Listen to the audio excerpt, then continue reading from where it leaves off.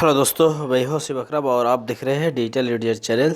जी हाँ दोस्तों, आज हम बात करेंगे 10th क्लास के सोशल साइंस के कुछ क्वेश्चन और उसी के साथ साथ आंसर भी हम इसमें लिख के रखे हैं। और बहुत जो है काफ़ी इसको एट्रैक्टिव करके लिखा गया है और काफ़ी जो है आपको हेल्पफुल होगा। और बहुत सारे स्टूडेंट का खास करके सोशल साइंस पे अक्सर स्टूडेंट यही बोलते हैं सर के आंसर भी दीजिए।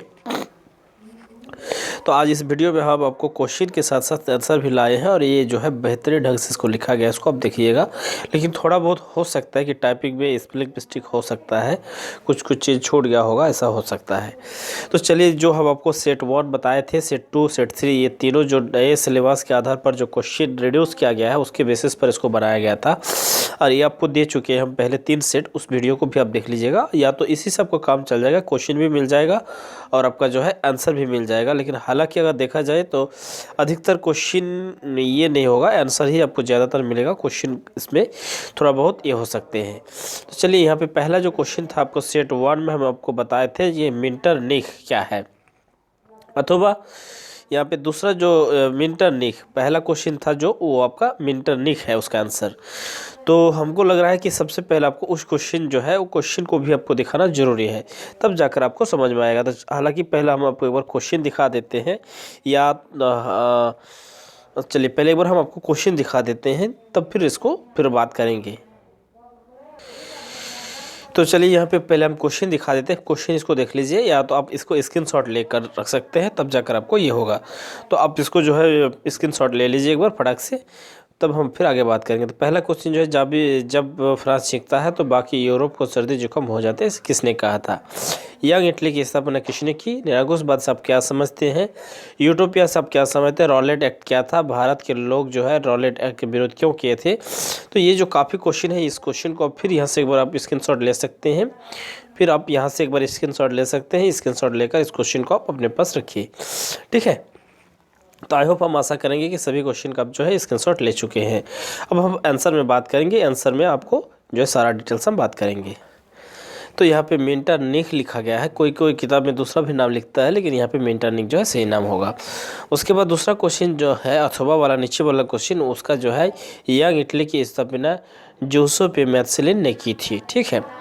दूसरा नंबर क्वेश्चन था, निरंकुशवाद एक ऐसी सरकार या शासन व्यवस्था है जिसकी सत्ता पर किसी प्रकार का कोई अंकुश नहीं होता है, या अत्यंत केंद्रीकृत या सैन्य बल पर आधारित शासन होता है। निरंकुशवाद माने ऐसे एक सरकार होते हैं या शासन व्यवस्था होते हैं जिसकी सत्ता पर, यानी जो सरकार में रहने पर, जो सरकार की सत्ता रहेंगे उसी के रहने पर किसी प्रकार के कोई अंकुश जो है नहीं आएंगे या नहीं होते हैं। तो ऐसे का जो शासन व्यवस्था होता है उसको हम लोग बोलते हैं निरंकुशवाद। 2 नंबर क्वेश्चन में जो अथवा करके नीचे वाला क्वेश्चन था, उसका आंसर यह है, यूरोपिया का एक ऐसे समाज की कल्पना है जो इतना आदर्श है उसका साकार होना लगभग असंभव है, ठीक है, साकार होना असंभव है। उसके बाद यहाँ पे था रॉलेट एक्ट, 3 नंबर क्वेश्चन कि रॉलेट एक्ट क्या था, उसके जो है भारतीय लोग क्यों विरोध किए थे, इस तरह का क्वेश्चन था।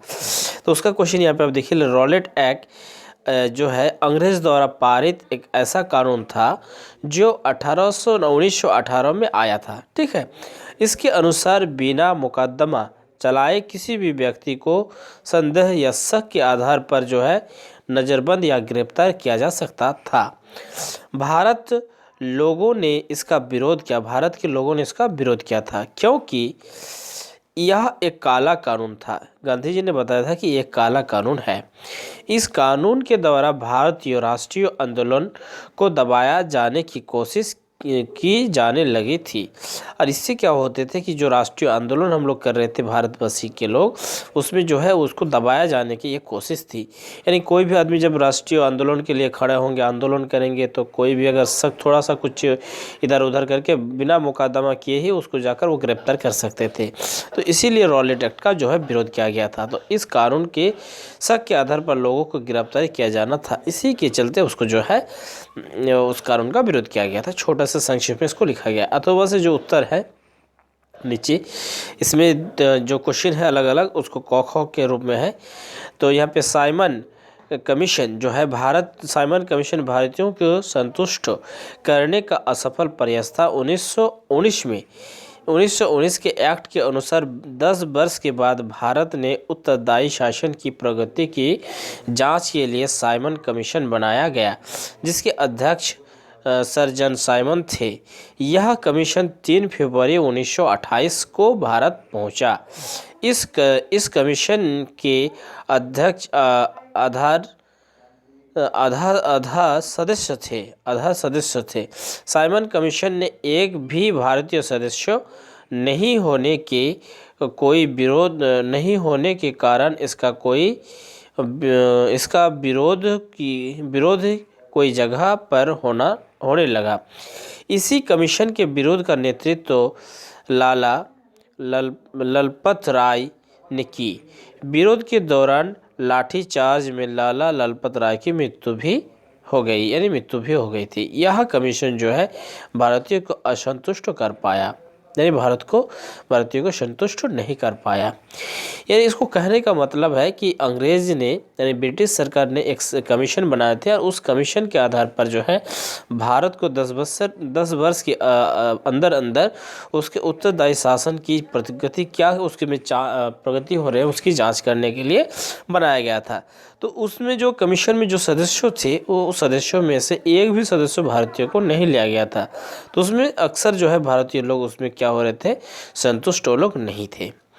उसके बाद जलियांवाला बाग हत्याकांड 13 अप्रैल 1919 को हुआ था।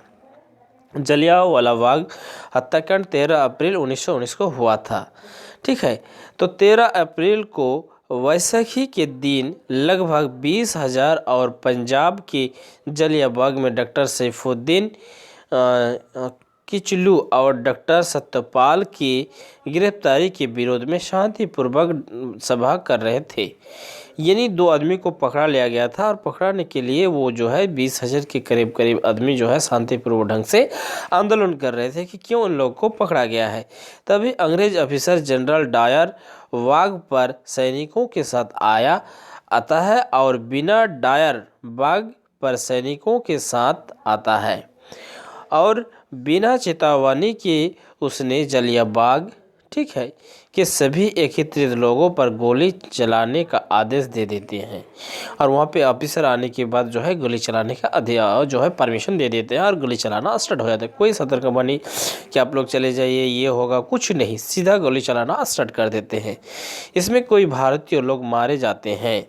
सभी को भारतीय इतिहास में जलियांवाला का हत्याकांड के नाम से जाना गया है। उसी जो हत्याकांड हुए थे, तो उसी हत्याकांड को हम लोग जलियांवाला हत्याकांड के नाम से जानते हैं। हत्याकांड का पूरे भारत में विरोध होने लगा। उसके बाद जो है हत्याकांड जो हुआ, उसके बाद जोर शोर से, और पूरे भारत में, वहाँ तो सिर्फ 20,000 आदमी ने ये किया था, आंदोलन किया था, अब लगभग पूरे भारत में इसका जो है आंदोलन शुरू हो गया था। हत्याकांड के कारण महात्मा गांधी ने अंग्रेजों को केसर ए हिंदी की उपलब्धि रविंद्रनाथ टैगोर ने लाई हुई उपाधि लौटा दी।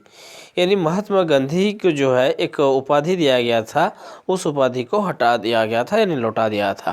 तो ये था आपका 4 नंबर क्वेश्चन जो है, नेपोलियन बोनापार्ट जो है, नेपोलियन बोनापरी फ्रांस का राजा था। बोनापार्ट यहाँ पे होना था, तो जो भी है फ्रांस। नेक्स्ट यहाँ पे अथवा से जो 4 नंबर में क्वेश्चन है, उसका यहाँ पे आंसर है फ्रांसीसी की क्रांति 14 जुलाई 1789 में हुई थी। अब यहाँ हम बात करेंगे भूगोल से। यहाँ से शुरू होता है। भूगोल का क्वेश्चन है, पहाड़ी क्षेत्रों में मृदा अपरदन की रोकथाम के लिए क्या कदम उठाने चाहिए। पहाड़ी क्षेत्रों पर मिट्टी की कटाव रोकने के लिए, जो मिट्टी कटे जाते हैं उसी को हम लोग अपरदन कहते हैं, तो उसको रोकने के लिए निम्नलिखित कदम उठाए जा सकते हैं।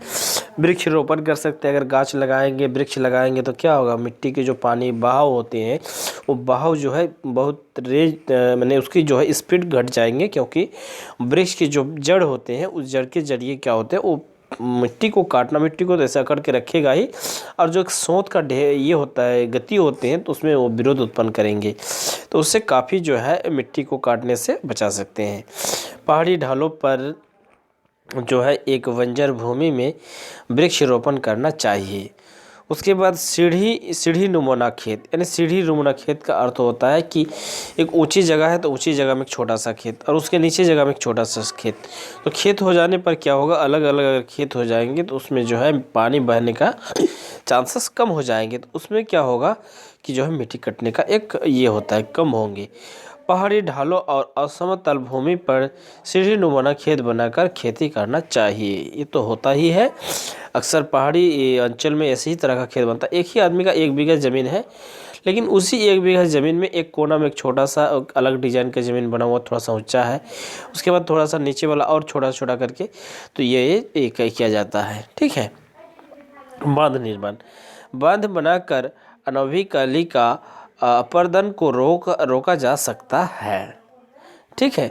उसके बाद लास्ट क्वेश्चन है पशुचारण का नियंत्रण, यानी अगर पशुचारण ज़्यादा होंगे पहाड़ी अंचल में या जहाँ पे मिट्टी कटते हैं तो मिट्टी कटने का चांसेस और बढ़ जाएंगे। पशुचारण का अर्थ होता है जैसे गाय भैंस जो भी बैल ये सब अगर चढ़ते हैं तो चढ़ने के कारण जो होता है पाँव के ज़रिए से उस मिट्टी का कटाव होते हैं। बहुत सारी जगह में जो उसका पानी को रोकने के लिए जो बांध होते हैं वो भी बांध भी कट जाते हैं। तो इस तरीक़ा से क्या होंगे, उसका नियंत्रण करना होगा। अथवा से भी यहाँ पे क्वेश्चन है, प्रौद्योगिक और आर्थिक विकास के कारण कैसे संसाधनों का अधिक उपयोग हुआ है। तो इसका आंसर जो है प्रौद्योगिक और आर्थिक विकास के कारण संसाधनों के अधिक उपयोग को निम्नलिखित रूप में देखा जा सकता है। प्रौद्योगिक और आर्थिक विकास के कारण बड़ी बड़ी एवं जटिल मशीनों का प्रयोग शुरू हुआ। हस्तलिपि जो है हस्तचलित लीवर या पुली आदि बेकार हो गए। कुटीर और लघु उद्योग जो है का स्थान बड़ी बड़ी कार्यशालाओं में, मिलों में, फैक्ट्री में ने ले लिया। जो परिवार पहले संपूर्ण घरेलू उद्योग को धन एवं प्रबंधन करता था अब बड़े उद्योग के लिए कार्य करने लगा। ठीक है। यानी प्रौद्योगिक अगर विकास होंगे, आर्थिक विकास हुआ तो उसमें संसाधन कैसे क्या हुआ, यही चीज़ यहाँ पे है। तो कुटीर उद्योग का मतलब होता है पहले पहले क्या होते हैं, एक आदमी जो है 1 कुंटल या 1 मन जो धान लाया और उसको उसाया और उसको जो उसका ये होता है सुखाने के बाद भिजा उसा सुखाने के बाद फिर मशीन में उसको छिलवा के जो चावल निकालते थे धान से। तो ये काम अपने परिवार में एक छोटे छोटे परिवार में होते थे, उसी को कुटीर उद्योग कहते थे। तो उसमें क्या होते थे कि वो जो मुनाफा हुआ जो धन उसमें कमाया और वो फिर जाकर मार्केट में बेचते थे। एक जगह से यहाँ से मान के चले एक जगह से धान लाया घर खरीद के और यहाँ घर में उसाया सुखाया उसको जो भी करना है मिल में छिला और जाकर फिर एक मार्केट में बेचा। तो इसके जरिए क्या होता था, जो मुनाफा वो कमाते थे उसी के पास रहते थे। लेकिन इसमें हालांकि ये काम जो है बड़े पैमाने में क्या जाना स्टार्ट हो गया, तो ये फैक्ट्री में ये मिलों में तब फिर लेबर के जरिए बड़े बड़े मशीनों का उपयोग होने लगा। तो ये सब चीज़ यहाँ पे लिखा गया, इस पॉइंट को आप देख लेंगे। 6 नंबर पॉइंट है लौह अयस्क जो है निम्न में से किस प्रकार का साधन है। तो इसका जो आंसर होगा अनवीकरणीय यौगिक। पंजाब में भूमि निम्नीकरण का निम्नलिखित में से मुख्य कारण क्या है। तो मुख्य कारण जो होगा अधिक सिंचाई। प्रति किस प्रांत में सीढ़ीदार यानी रोपण खेती की जाती है। तो आपका जो है उत्तराखंड होगा। यहाँ से शुरू होता नागरिक शास्त्रों। तो पहला क्वेश्चन का जो आंसर होगा वो आपका होगा राजनीतिक गोलाबंदी, यानी वो फिल इन द ब्लैंक में हो जाएगा। 10 नंबर क्वेश्चन में सांप्रदायिकता होगा और 11 नंबर में आपका धर्म हो जाएगा।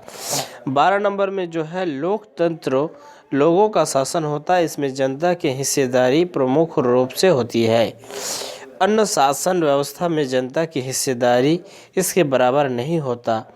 ठीक है। लोकतंत्र जनता की भलाई के लिए काम करता है। तो इस तरह करके यहाँ पे जो है इस क्वेश्चन को आप देखेंगे और हम आशा करेंगे कि ये सब आपको समझ में आ जाएगा। तो आई होप हम आशा करते हैं कि आपको ये सब चीज़ जो है आप इसको लिख लीजिए या तो वीडियो को पॉज करके इसको स्क्रीनशॉट ले सकते हैं, क्योंकि जो है टाइम मेरे पास बहुत कम है और हालांकि बहुत सारे स्टूडेंट जो होते हैं वो कम ही टाइम वीडियो देखते हैं।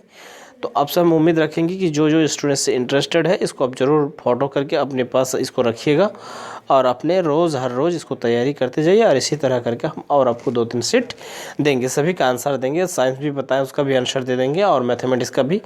और जिस स्टूडेंट को हिंदी भी चाहिए या उर्दू चाहिए या बांग्ला चाहिए तो आप लोग ज़रूर लैंग्वेज वाला जो स्टूडेंट है उसमें ज़रूर कमेंट कीजिएगा कि हमको ये चाहिए। फिर एक उसमें हम वोटिंग सिस्टम देखेंगे कि किसमें ज़्यादा स्टूडेंट जो है कमेंट करते हैं, उस सब्जेक्ट के ऊपर फिर हम तुरंत बनाएंगे।